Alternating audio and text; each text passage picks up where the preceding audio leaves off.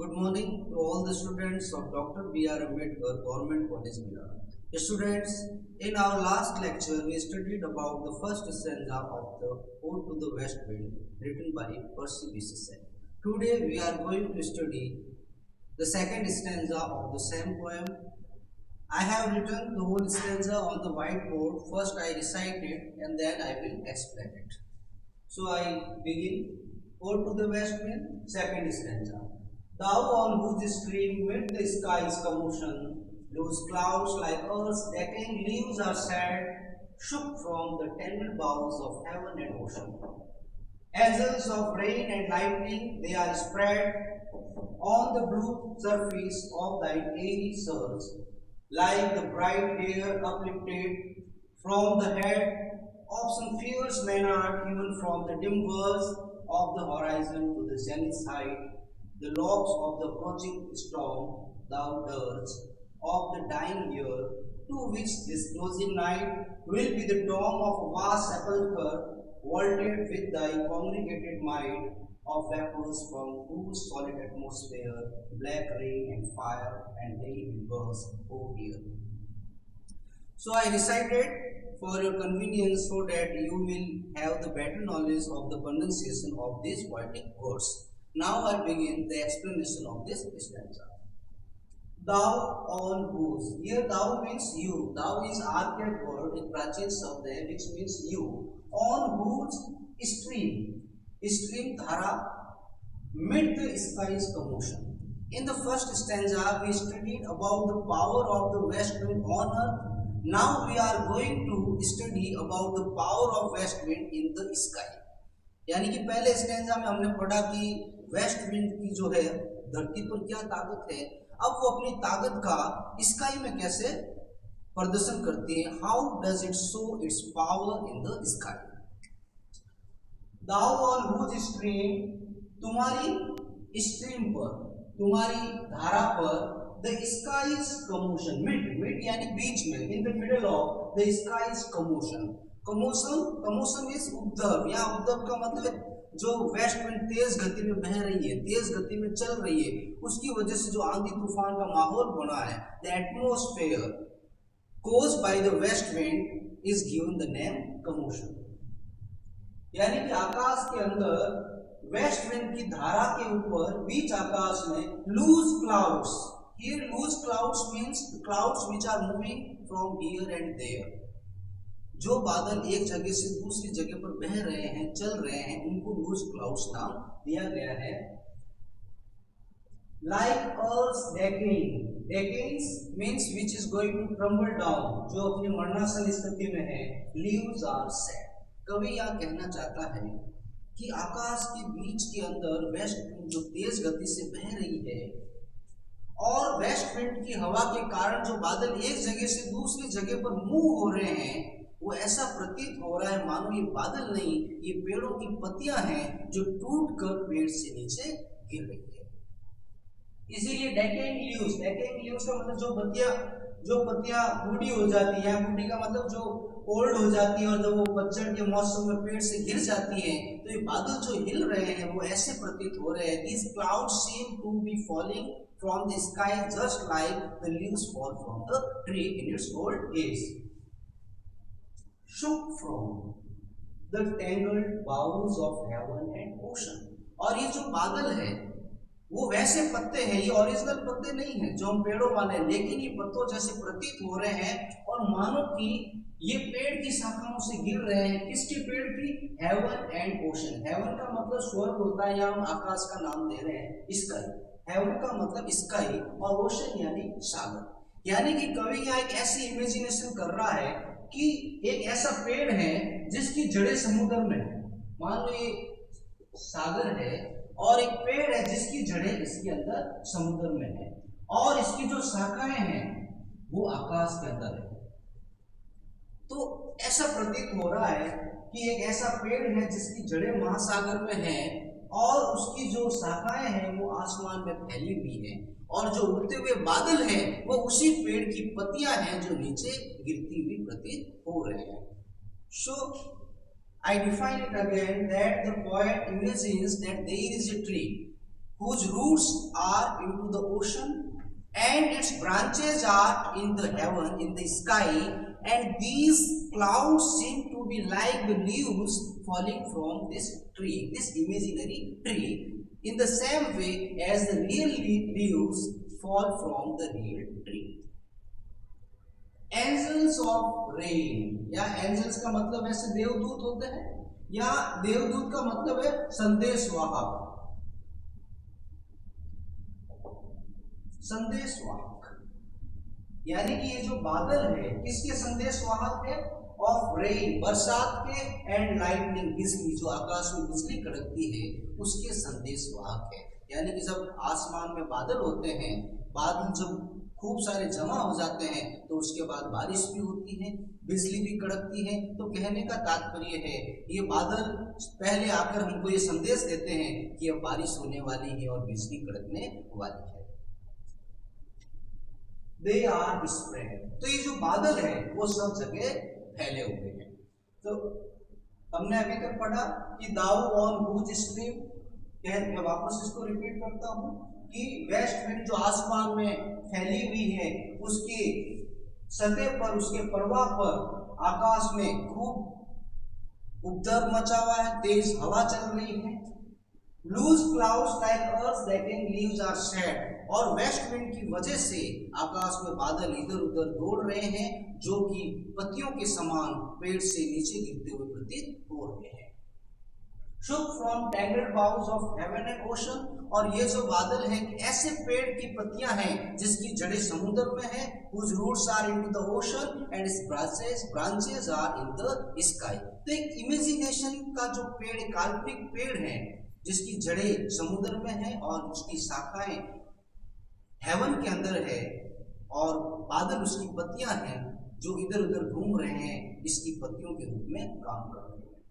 Angels of rain, angels देवदूत होता है या संदेशवाहक है, उसका मतलब मीन्स मैसेंजर, मैसेंजर जो किसी का संदेश देते हैं। और आकाश में जब बादल आते हैं तो किस चीज का हमें संदेश देते हैं कि अब बारिश होने वाली है, अब बिजली कड़कने वाली है। तो ये जो वेस्ट विंड के ऊपर जो बादल उड़ रहे हैं वो भी किस चीज के एंजल्स हैं? Angels of rain and lightning. They are spread, spread यानी फैले हुए, ये आकाश में सब जगह फैले हुए हैं, एक जगह पर नहीं। ऑन द ब्लू सरफेस, और स्पेशली कहाँ फैले हुए? ऑन द ब्लू, ब्लू यानी नीला, आसमान नीला होता है और आकाश में जो बादल है वो भी नीले प्रतीत हो रहे। ऑफ दाइन एरी सर्च, आकाश के अंदर जो वेस्ट विंड बह रही है वो आसमान के रंग के कारण नीली प्रतीत हो रही है। The west wind seems to be blue because of the colour of the sky and on its surface, इसकी सतह पर, ऊपर जैसे पानी की सतह होती है उसी तरह वेस्ट विंड की सतह पर। एंड एयर सर्च, यानी कि बादल कहाँ फैले, कहाँ उड़ रहे हैं? हवा के ऊपर, क्योंकि हवा की वजह से ही तो ये उड़ रहे हैं। ऑफ दाइन, दाइन मीन्स योर, ये भी आर्कैक वर्ड है। आर्कैक मीन्स प्राचीन, प्राचीन काल में ऐसे शब्द होते थे जो वर्ड्स यूज होते थे in the ancient time, words in the present time we don't use it because these words have been refined, अब रिफाइंड हो चुके हैं। तो इसी तरह दाऊ मीन्स यू है, जो वर्तमान काल में हम कहते हैं ancient time Dau was used instead of you. And दाइन मीन्स योर। एरी, एरी का मतलब हवा में। एंड सर्ज यानी तेज बहाव, भारी बहाव, यानी कि आकाश के अंदर जो तेज बहाव में हवा बह रही है उस हवा के ऊपर बरसात और बिजली के संदेशवाहक, उनके देवदूत कौन है? West wind. जो ये वेस्ट विंड है उसके सरफेस पर रेन और लाइटनिंग के संदेशवाहक जो बादल है वो बह रहे हैं। Like the bright hair afflicted from the head. अब इन बादलों की तुलना कवि ने किससे की है? इसको ध्यान से सुनिए। लाइक द ब्राइट हेयर, ये बादल उन चमकीले बालों की तरह दिख रहे हैं। These clouds are compared to the bright hair, and किसके bright hair? Uplifted, uplifted यानी ऊपर उठे हुए। From the head, किसके सर से, किसके सर के बालों से तुलना की गई है? Of some fierce, fierce यानी भयानक, जो बड़ा वायलेंट हो, Maynard. Maynard is the name of a woman and ये महिला का नाम है, इसको मैं समझाता हूँ. Maynard and she is female worshipper. Female यानी औरत and worshipper. Worshipper होता है पुजारी. She is the female worshipper of Bacchus. इसको ध्यान से सुनिए. Maynard is the female worshipper of Bacchus. Who was Bacchus? Bacchus was wine god, शराब का देवता. जैसे अपने यहाँ भैरव जी वगैरह होते हैं ना, वैसे भी वो बाकस जो था वो शराब का देवता था. और उसकी एक महिला पुजारन थी जिसका नाम था मैनार्ड. और उसके बड़े लंबे लंबे बाल थे. और when she gets intoxicated, शराब के नशे में जब वो बिल्कुल लहराती है तो उसके बाल जो है उसके सर से हवा में उड़ते हैं. तो कवि ने आसमान के अंदर जो उड़ते हुए बादल है उनकी तुलना किसके से की? मैनार्ड के सर से उड़ते हुए चमकीले बालों से. So there is a beautiful comparison between the clouds in the sky and the bright hair uplifted from the head of Maynard, female worshipper of Bacchus, a wine god. Even from the dim यानी धुंधला, and verge यानी किनारा एकदम छोर. Even from the dim verge of the horizon. Horizon क्षितिज होता है. क्षितिज means the lowest point of the earth. जमीन का जो हिस्सा होता है, जमीन का सबसे जो निचला पॉइंट होता है उसको क्षितिज कहा जाता है, एकदम लेवल स्काई का. Even from the dim verge of the horizon to the zenith. zenith का मतलब the highest point, यानी कि जो सबसे ऊंचा पॉइंट है इस द हाइट. आकाश का जो सबसे ऊंचा पॉइंट है उसको जेनिथ कहते हैं. और सबसे निचला पॉइंट जो जमीन पर होता है, जमीन का सबसे निचला हिस्सा होता है उसको क्षितिज कहते हैं, हॉराइजन. और जो सबसे ऊंचा पॉइंट होता है जो आकाश के अंदर हाइट में उसको जेनिथ कहा जाता है. कहने का तात्पर्य है कि जब मैनार्ड जमीन पर बैठी रहती है तो उसके बाल इतने लंबे हैं कि हवा में जब वो बाल उड़ते हैं तो वो आकाश की ऊंचाई तक चले जाते हैं. तो इसी तरह ये जो बादल हैं जो वेस्ट विंड की वजह से उड़ रहे हैं, बह रहे हैं, वो किसकी तरह दिख रहे हैं, कैसे प्रतीत हो रहे हैं? मैनार्ड के चमकीले बालों की तरह. द लॉक्स या बालों को कहा हुआ है, जो बालों की चोटियां वगैरह होती हैं तो हम यहाँ उसको हेयर कह देंगे. लॉक्स या हेयर हो गए. The locks of the approaching. Approaching means coming, जो आने वाला, कमिंग आ रहा है. स्टॉर्म. स्टॉर्म यानी आंधी, तूफान, स्टॉर्म.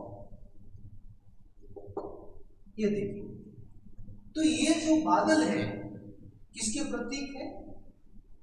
आने वाले तूफान का प्रतीक है. आने वाले हम भी देखते हैं, अभी बारिश का मौसम चल रहा है तो हम देखते हैं कि जब भी बारिश आनी होती है या बिजली आनी होती है तो सबसे पहले बादल आते हैं, खूब सारा अंधेरा छा जाता है और उसके बाद बारिश आती है.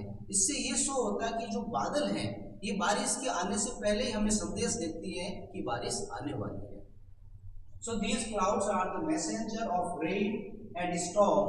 Thou means you. You यानी west wind. West wind. Dirge यानी शोक गीत. शोक गीत मृत्यु गीत होता है, किसी की मौत पर गाया जाता है. ऑफ द डाइंग यानी मरने वाला, जो मरने जा रहा है. और ईयर यानी साल. देखिए जो YEAR है इसको ईयर बोलते हैं, काफी लोग गलती करते हैं, इसको ईयर बोलते हैं. ईयर कान होता है, इसका प्रोनाउंसिएशन ईयर नहीं होता, ईयर होता है. ईयर, तो इसको ईयर बोलिए. डाइंग यानी मरने वाला. तो thou means you. Dirge means death song. Death song यानी शोक गीत विच इज सung on the death of someone. किसी की मौत पर गाया जाने वाला गीत है. Of the dying year. तो ये जो वेस्ट विंड हवा में चलती है, when the west wind blows in the sky, it creates a lot of sound that we hear. ये बहुत तेज आवाज जो है पैदा करती है और इससे चलने वाली आवाज जो है is compared to a song and not the happy song but a dirge. It is compared to dirge a death song. और ये एक हवा वेस्ट विंड की आवाज को शोक गीत का नाम दिया गया है। और किसकी मौत पर गाया जाएगा? ऑफ द डाइंग ईयर, मरने वाला साल। क्योंकि मरने वाले साल का यह मतलब है the year which is going to end. जैसे दिसंबर आ रहा है और साल एंड हो जाता है, तो ये साल एंड होना मतलब उसकी मृत्यु होने का समय आ गया है। तो ये जो वेस्ट विंड है, इस साल, ये जो साल मरने जा रहा है, which is going to end, which is going to be finished, उस फिनिश होने वाले साल का शोक गीत है। टू विच मीन्स ये ईयर के लिए आया है, दिस क्लोजिंग नाइट। तो ये जो वेस्ट विंड है, ध्यान से सुनिए, ये वेस्ट विंड है, इस मरने वाले साल का शोक गीत है। और दिस क्लोजिंग नाइट, और ये जो आज की रात है, जो अंतिम रात है, the last night of this year will be dome. Dome देखिए गुंबज होता है, किसी की कब्र के ऊपर वगैरह बनाया जाता है, that's called dome, just like मकबरा ऑफ वास्ट सेपल्कर। सेपल्कर एक कब्र होती है जो जमीन के अंदर अपन ईंट पत्थर आदि से बनाते हैं, किसी build for some important person, हर किसी के लिए नहीं बनती है। तो will be dome of vast sepulchre, इसको सेपल्कर बोलेंगे। तो ये जो वेस्ट विंड है, इस खत्म होने वाले साल के लिए एक शोक गीत है। और ये जो अंतिम रात है, इस साल की जो लास्ट नाइट है, वो किस चीज का काम करेगी? A dome of vast sepulchre. Means this west wind is the death song for this ending year, and this closing night will work as a dome, as a sepulcher for this dying year. तो इस खत्म होने वाले साल का दर्ज कौन है? डेथ सॉन्ग कौन है? West wind. और इसका मकबरा कौन है? आज की रात। क्योंकि जब मकबरा पूरा पैक हो जाता है, तो आपने देखा होगा इट इज डार्क, ये अंदर से पूरा अंधेरा होता है, तो ये पूरी जो आकाश है पूरा अंधेरा हो रहा है, तो ऐसा लग रहा हो मानो कि ये इसकी छत है, ये आकाश जो है इसकी छत है, और एक तरह की इसका जो है गुंबज है, डोम है। Vaulted, here vaulted means decorated, पूरा भरा हुआ, एकदम इक्विप, पूरी शक्तियों से भरा हुआ। विद दाई कॉन्ग्रीगेटेड, कॉन्ग्रीगेटेड का मतलब होता है विच आर कलेक्टेड और क्राउडेड टुगेदर, जो सारी चीजें एक साथ इकट्ठी होती है। अब देखो खूब सारे पत्थर छोटे छोटे इकट्ठे होकर क्या करते हैं? एक चट्टान बना देते हैं। एक एक बादल इकट्ठा होकर क्या करते हैं? आकाश में बारिश ला देते हैं। उसी तरह ये जो वॉल्टेड विंड, आज की जो रात है, vaulted wind means equip with all thy means your congregated in full power, पूरी शक्ति। माइंड, देखिए माइंड का मतलब शक्ति होता है। एक मॉडल भी होता है जो कम पॉसिबिलिटी के लिए यूज करते हैं, बट हियर माइट, तभी तो हम कहते हैं ना, we use mighty word for God, भगवान के लिए माइटी वर्ड यूज करते हैं। तो ये जो आज की रात है पूरी शक्तियों से सुसज्जित है। और कौन कौन सी शक्तियां इस रात की? आंधी, तूफान, बारिश, ये इसकी ताकत है। ऑफ वेपर्स, बादल वेपर से भरा हुआ, भाप से भरा हुआ है। और from the same vapours the rain will burst from the sky, उसी वेपर से आसमान से बारिश होगी। फ्रॉम हुज सॉलिड, या सॉलिड इन इट ठोस concrete things, from whose solid atmosphere, due to the heavy clouds in the sky caused by the west wind, there is solid atmosphere in the sky which is full of vapors, and from these vapors the rain and storm will burst from the sky, which are nothing but the power and the strength of this night, which is going to be dawn of this dying year, and west wind will work as a death song to this dying year. Now I come to the last line, black rain. आसमान से आज क्या बरसेगा? Black rain, काली बारिश। बारिश काली नहीं है, atmosphere is black, and due to the atmosphere, चारों तरफ कालीमा छाई हुई है, उसकी वजह से बारिश भी काली प्रतीत होगी। That's why this name is given black. Suppose if someone is coming in the dark room, so and we say that I saw a black man, it doesn't mean that man is black, but the atmosphere was black, and we couldn't have the clear aspect of that person. That's why we call him the black man. And fire, आकाश से बारिश बरसेगी और आग बरसेगी। यहाँ आग का मतलब बिजली होती है, बारिश के साथ आसमान से जो बिजली आएगी। एंड हेल का मतलब होता है जो अपने white just like small pieces of ice जिसको हम ओले कहते हैं विल बर्स्ट। बर्स्ट का मतलब होता है एक साथ फट के बाहर निकलना, जैसे कि बादल फटता है ना उसी तरह। ओ हियर सुनो, तो कवि हमसे कवि appeals to us that we should hear to the sound caused by the west wind and the rain and the lightning and the storm falling from the sky, which are the power of this night, this last night. So, in this stanza, we studied about the power of the west wind in the sky, and in the first stanza, we studied about its power on the earth. So now it's summarizing. I sum up in just few lines so that you will have the concluding idea. In this stanza, we studied हमने क्या पढ़ा कि आसमान में west wind बह रही है and on its surface इसकी सतह पर there are so many clouds moving from here and there and these clouds are looking like just the leaves falling from the sky, and these clouds are falling from that tree whose roots are into the sky and whose branches are in the sky. And this dying year, this year is going to end, and this west wind will work as the death song, and this night will work as the dawn of this dying year. And from the sky, black rain and fire will burst. So, students, I wind up my lecture given today. In the next lecture, we shall study about its third stanza and hope that you got the real summary or the gist of this stanza. And if you encounter any problem, you may connect and contact me. Thank you very much.